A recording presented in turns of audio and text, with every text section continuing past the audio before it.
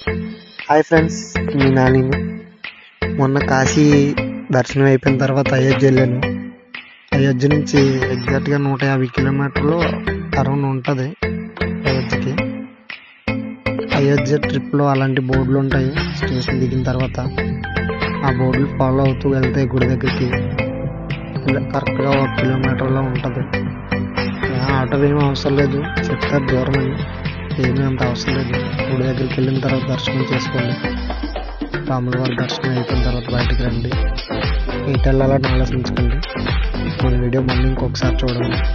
చూస్తే పక్కన హనుమాన్ టెంపుల్ ఉంటుంది. హనుమాన్ టెంపుల్కి వెళ్ళండి.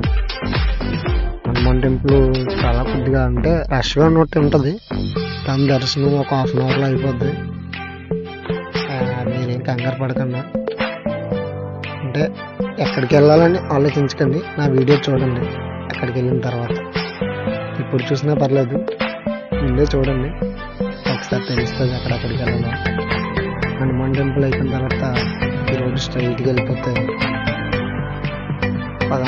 పార్క్ ఒకటి ఉంటుంది. పార్క్ అయిపోయిన తర్వాత కొద్దిగా 1 కిలోమీటర్ ముందుకు వెళ్ళిన తర్వాత మళ్ళీ పుష్కర్ ఘాట్ ఉంటుంది. పుష్కర్ ఘాట్ చాలా బాగుంటుంది ఫ్రెండ్స్, చూడండి ఎంత పుష్కర్ ఘాట్ అంటే పడవలు ఉంటాయి. పడవలో తిప్పుతాడు అలాగా కనిపించే బ్రిడ్జ్ దగ్గరికి ఇటు అటు. ఒక 1/2 అవర్ తిప్పినందుకు 100 రూపాయలు ఛార్జ్ చేస్తాడు.